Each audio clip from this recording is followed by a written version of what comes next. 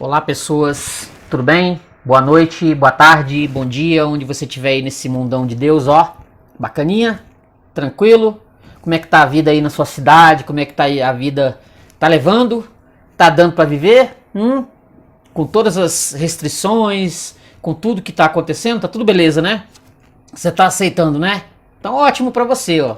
Eu não tô aceitando porque eu tenho um problema com liberdade. Liberdade é a coisa mais importante que nós temos na nossa existência. Ser livre de cuca, ser livre de pensamento.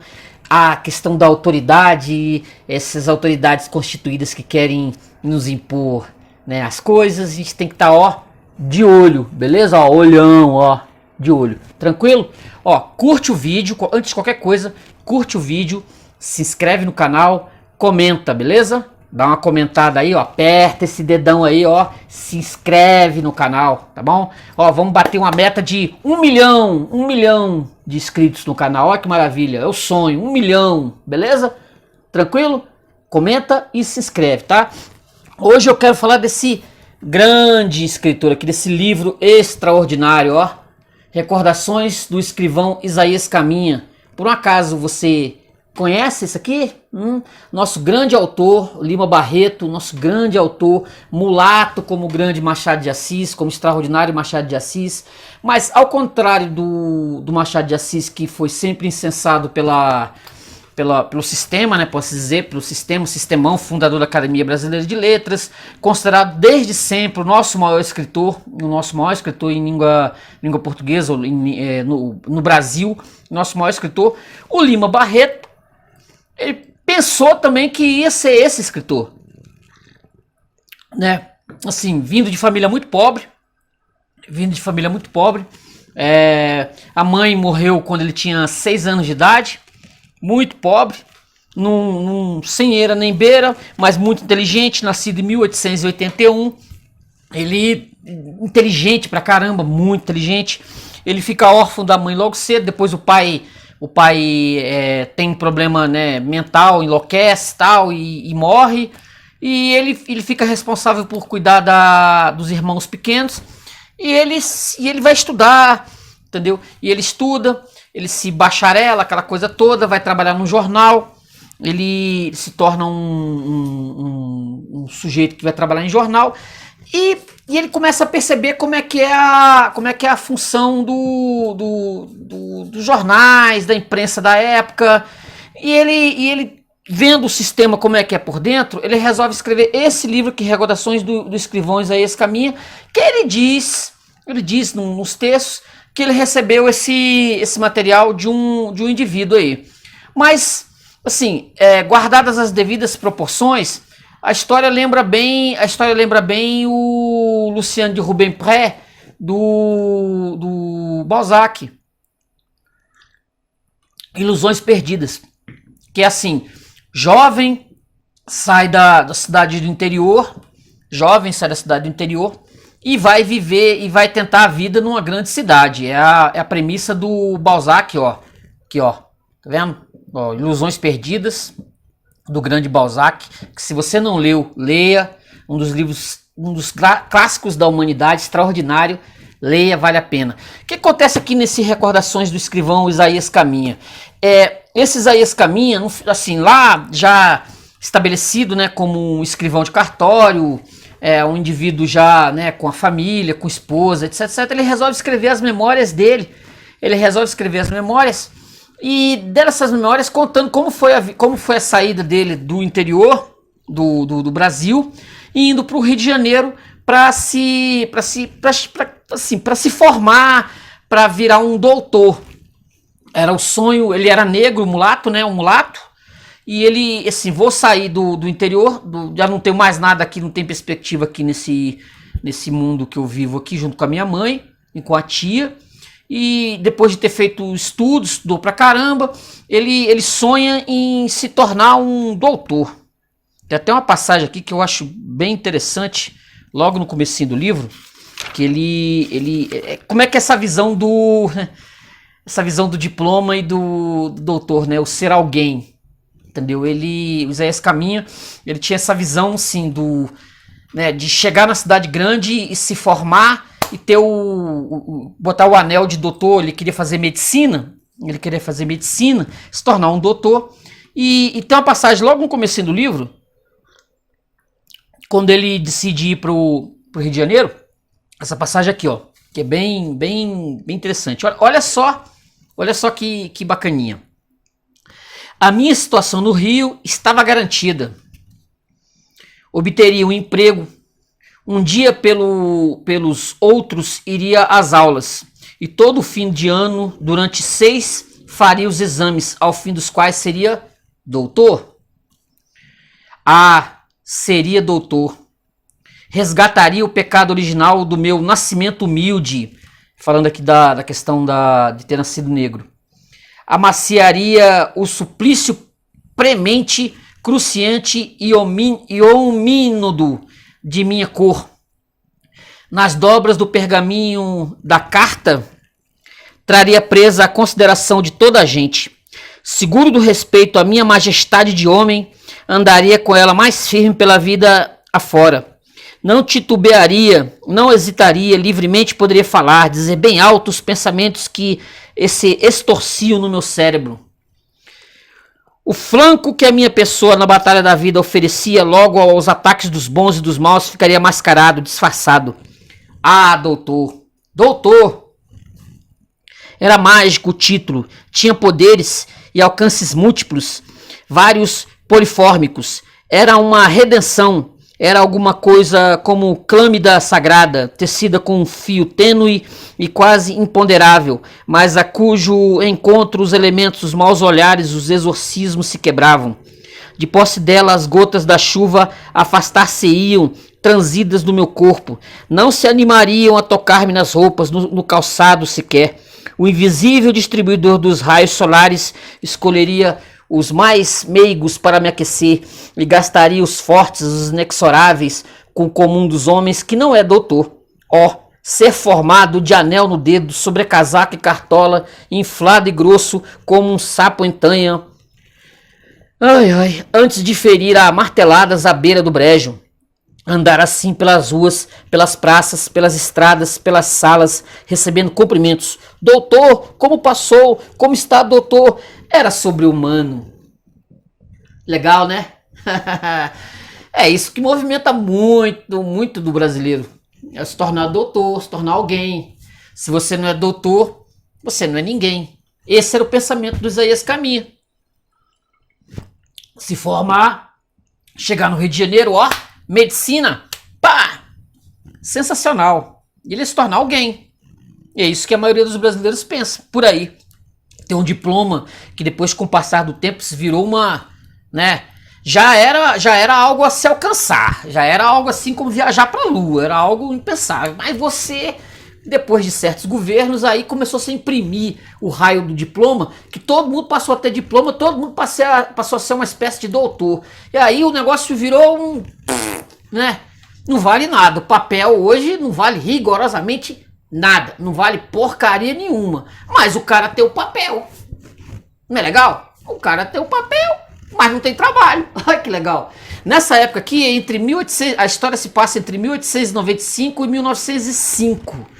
Esse período de 10 anos.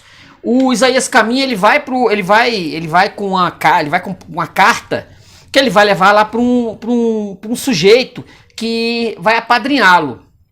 Um sujeito no Rio de Janeiro vai apadrinhá-lo. Quando ele chega no Rio de Janeiro, ele tenta de todas as formas encontrar com esse sujeito, porque o livro basicamente ele divide em duas partes.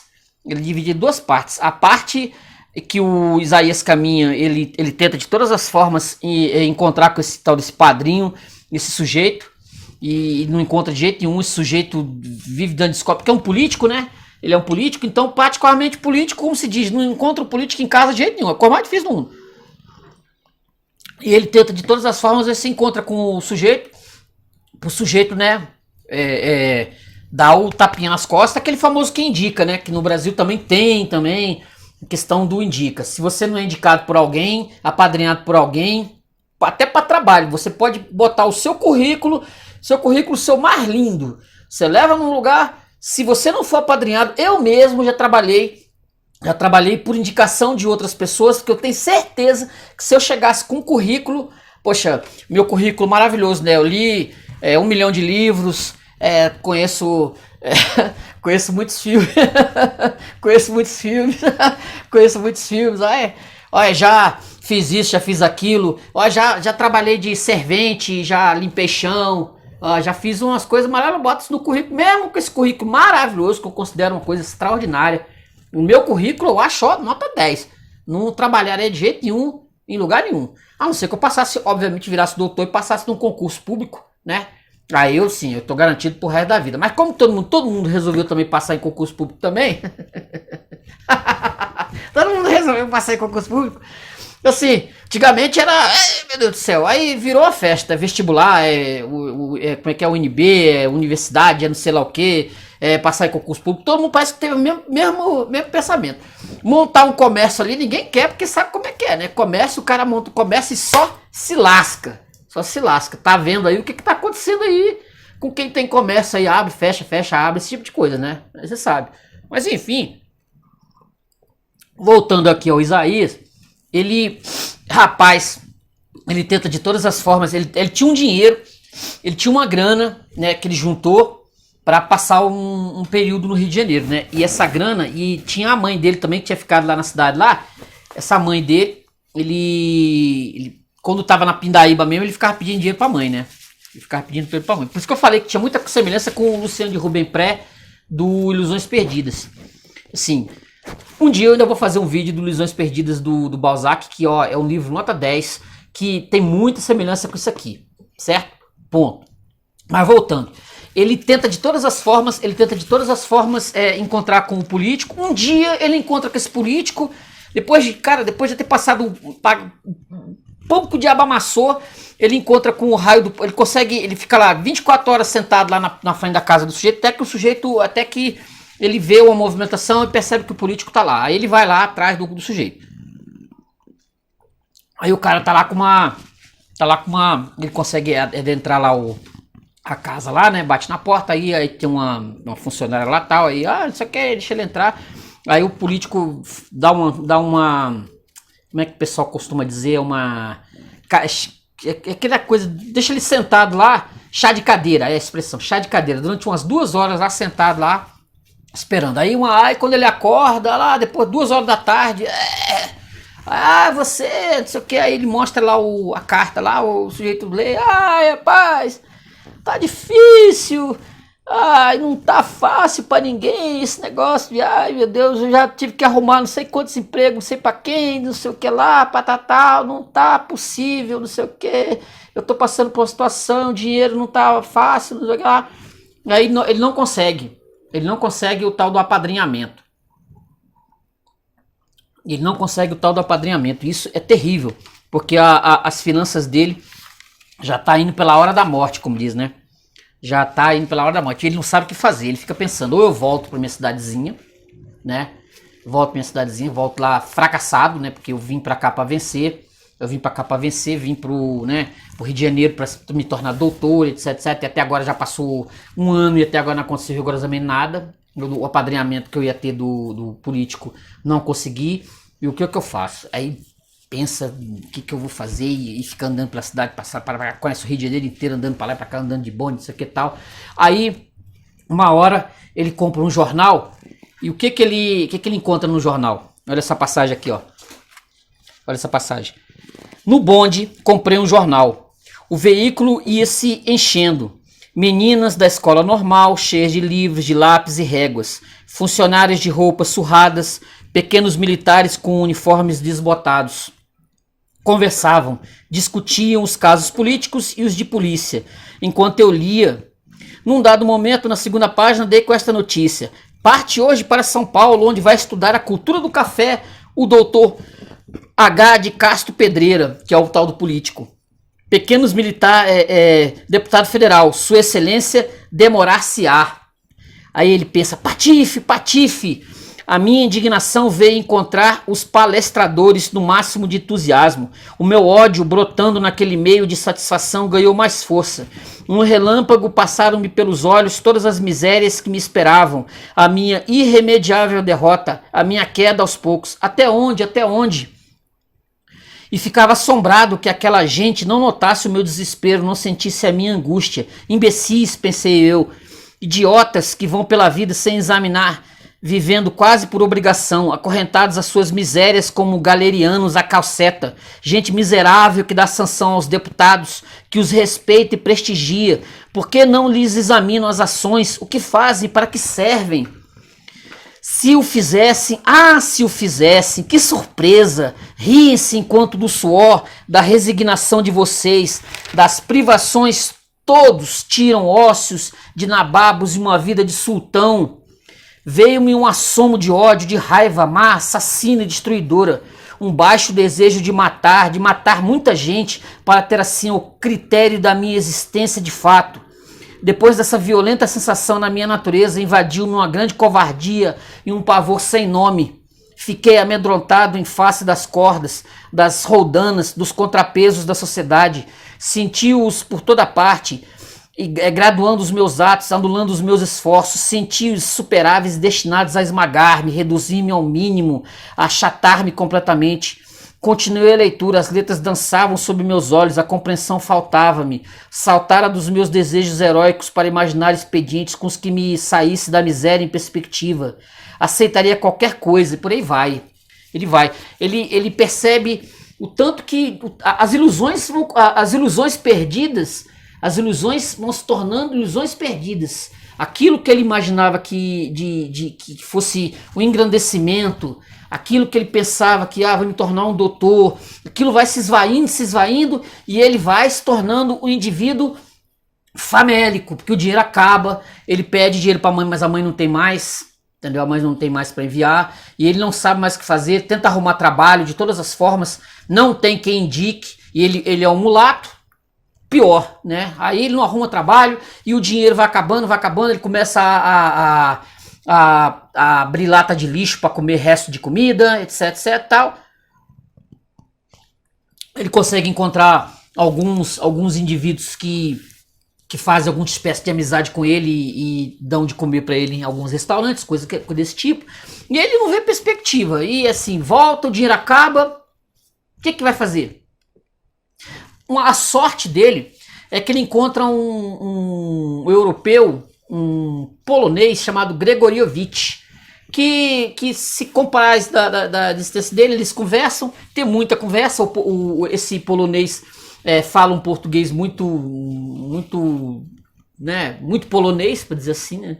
Aí arruma um trabalho para ele, aí é a segunda parte do livro, arruma um trabalho para ele num jornal chamado Globo, não o Globo nosso, que seria uma espécie de um jornal lá dos anos, começo do século, que era o Grande Jornalão, que todas as pessoas do Rio de Janeiro liam o jornal, e ele vai trabalhar de contínuo. Isso aí para ele já é uma coisa extraordinária, né? Que ele vai assim, caramba, aquilo que ele estava querendo ser assim, doutor, ele é contínuo, mas já acha aquela coisa assim, caramba, tô aqui nesse trabalho como contínuo, né? Tô de leve trás, etc.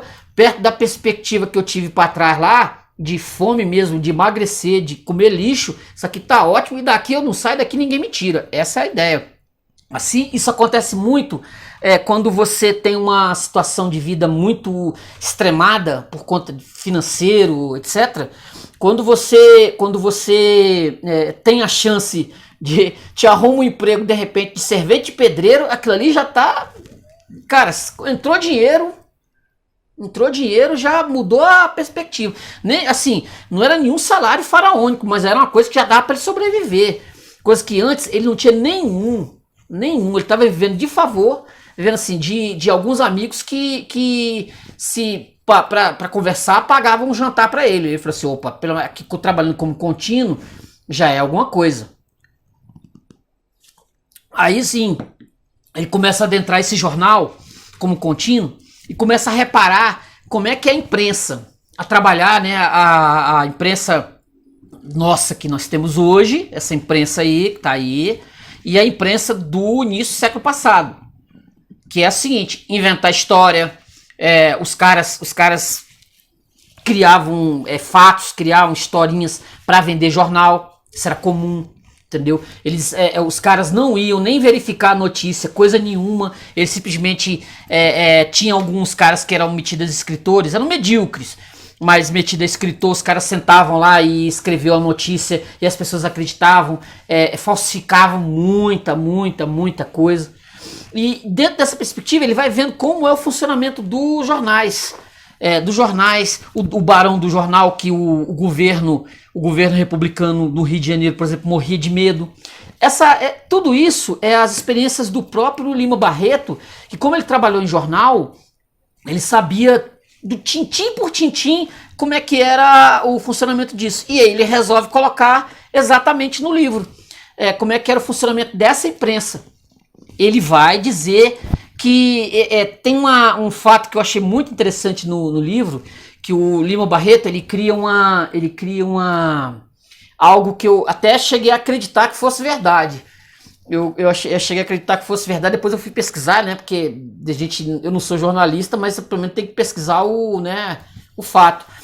O Lima Barreto ele diz numa hora que no Brasil o governo brasileiro, o governo do Rio de Janeiro, diz que as pessoas tinham que ser obrigadas a usar sapato.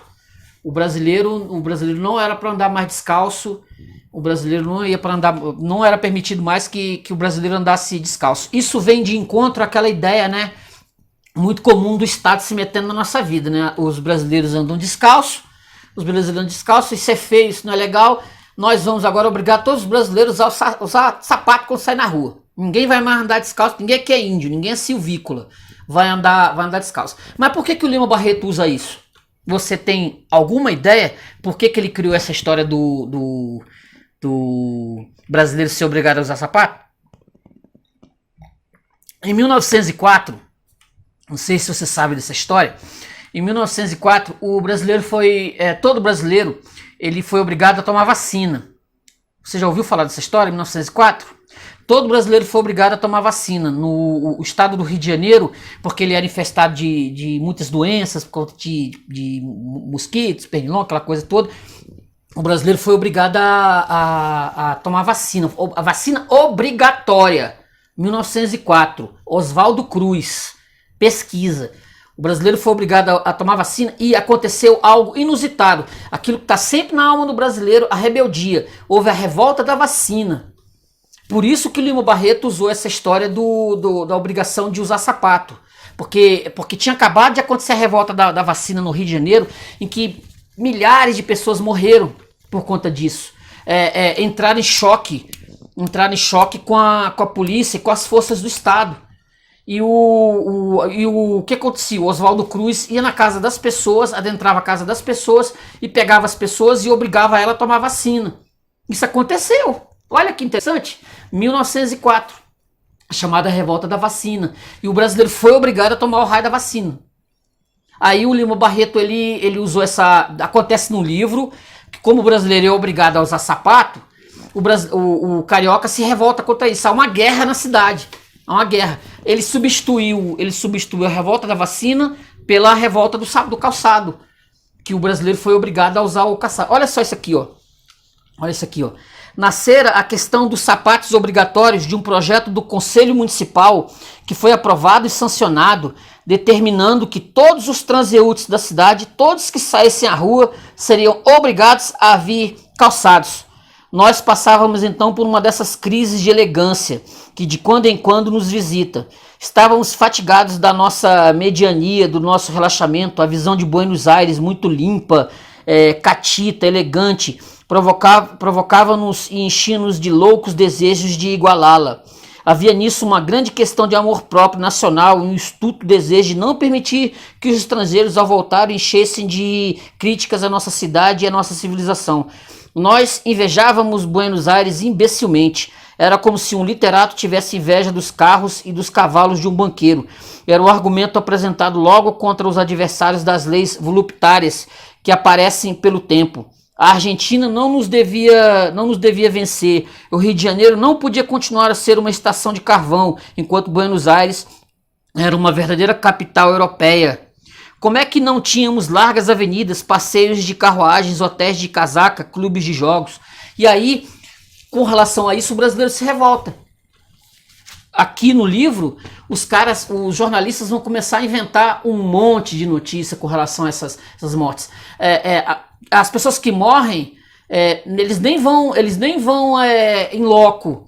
Eles não vão em loco lá para estar no meio da batalha. Não, eles dentro do jornal, lá eles escrevem, e enquanto o Rio de Janeiro inteiro, o pandemônio total, acontece mortes, o caminha vê até entregador de jornal, por exemplo, ser assassinado pela polícia, aquelas coisas todas. E por conta do tal do sapato, perdido em bala. Isso parece que não mudou muito, né? As leis imperiosas, leis aí absurdas, o cientificismo disso, cientificismo daquilo, continua nos obrigando a fazer coisas que nós não queremos fazer. Nós somos livres ou não somos livres nessa porcaria? Entendeu? Não tem uma tal de uma Constituição aí? Essa Constituição serve para alguma coisa, pelo menos? Não sei. Aí o Lima Barreto aqui vai exatamente falar sobre isso. Sobre essa questão da obrigatoriedade. Ele não vai falar da vacina, ele vai falar do tal do sapato. Quando eu li, eu fui pesquisar, eu falei, gente, será que isso aconteceu mesmo? Porque até me deu na cabeça assim, caramba, em que tempo foi que o brasileiro passou a usar sapato para andar na rua? É obrigatório. A gente usa e nem percebe. A gente para sair na rua, ninguém sai na rua descalço.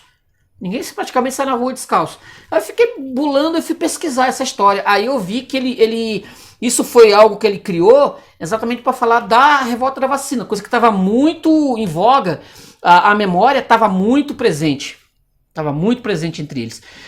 Voltando ao livro, depois disso tudo, eles inventam, os jornalistas, eles inventam crimes, eles inventam as coisas mais terríveis e as pessoas compram aquele jornal porque era o meio noticioso que tinha à época, eles acham que aquilo ali é real, não há nenhuma, as pessoas não vão verificar em loco para saber se a coisa é real ou não, compram aquilo ali como verdade. Não mudou muito do que nós temos aí das chamadas fake news do bem, né, como eles consideram, né? Tem a fake news do mal e a fake news do bem. Eles ainda continuam com essa história até hoje, não mudou muita coisa. Mas enfim, o Isaías ele passa 10 anos como contínuo. Aí acontece um fato que vai mudar a perspectiva dele com relação ao futuro. Um dos homens lá que inventam notícias, que escreve notícias fake news, né, que é a palavra da moda, inventam notícias fake news, ele passa por sofre uma espécie de um processo lá e ele se mata dentro do jornal. Ele se mata lá dentro da redação do jornal, ele se mata, dá um tiro na cabeça, e quem está próximo disso é o Isaías.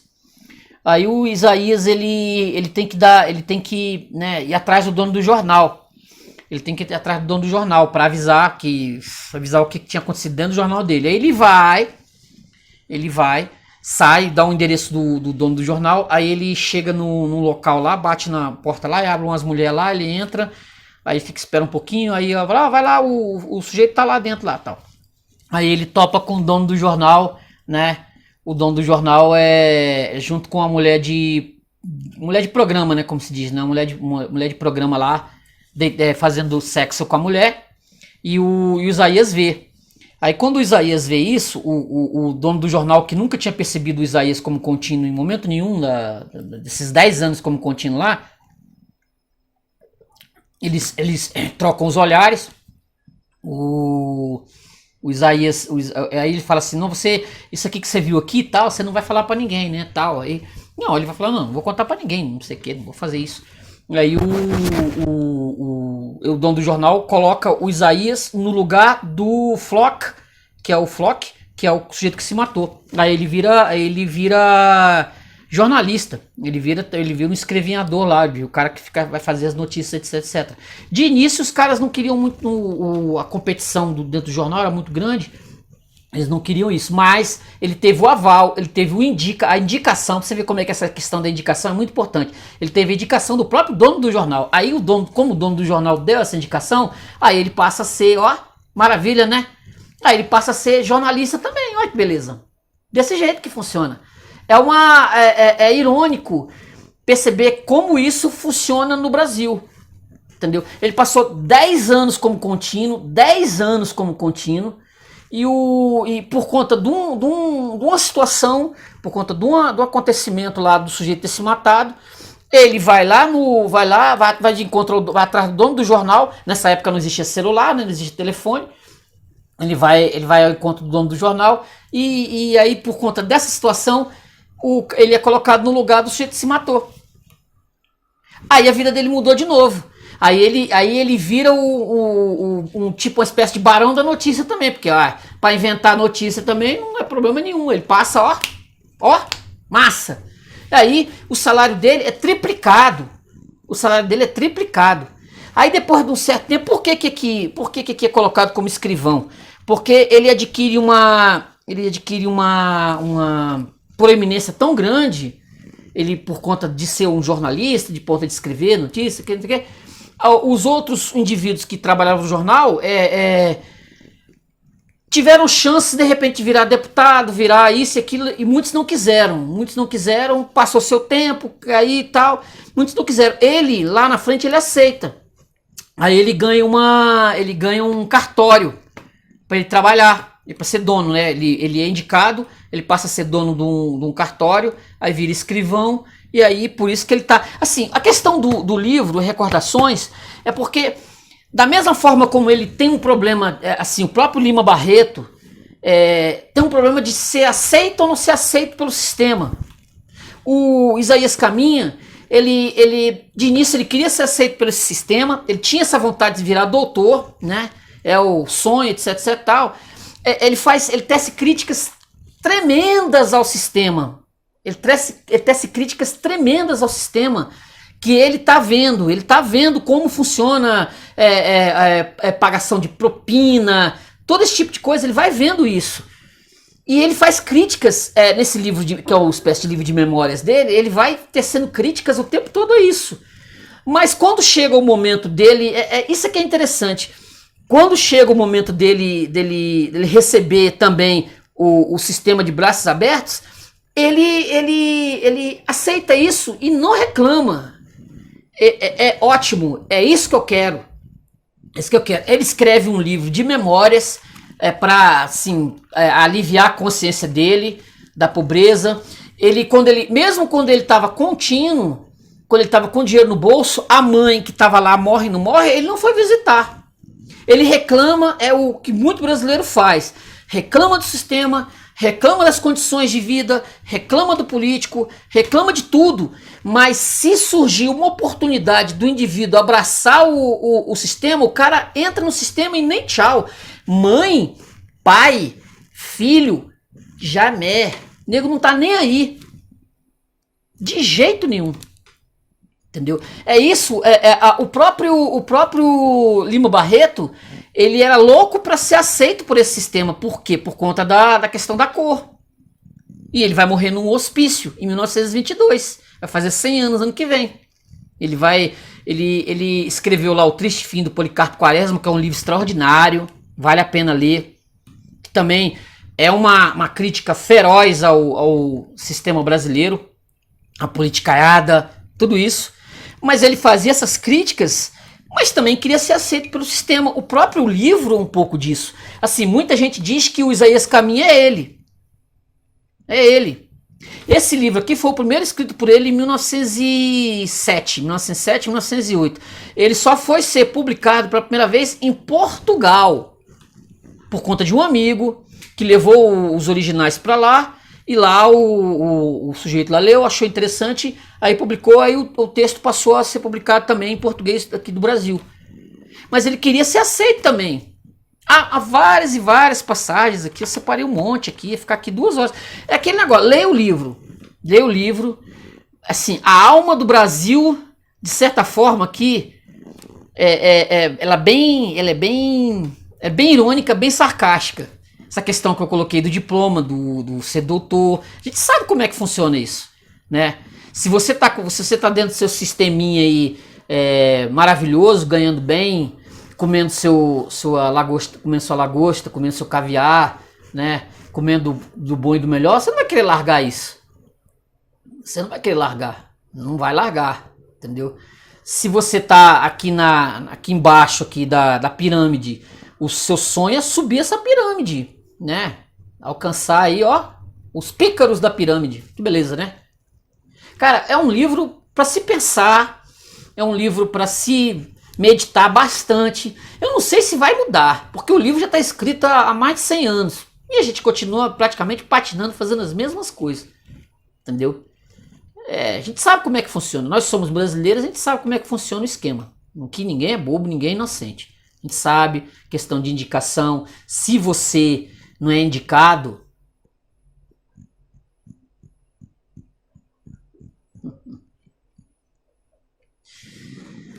se você não tem patrocínio, né? Se você não tem um amigo que te coloque lá dentro,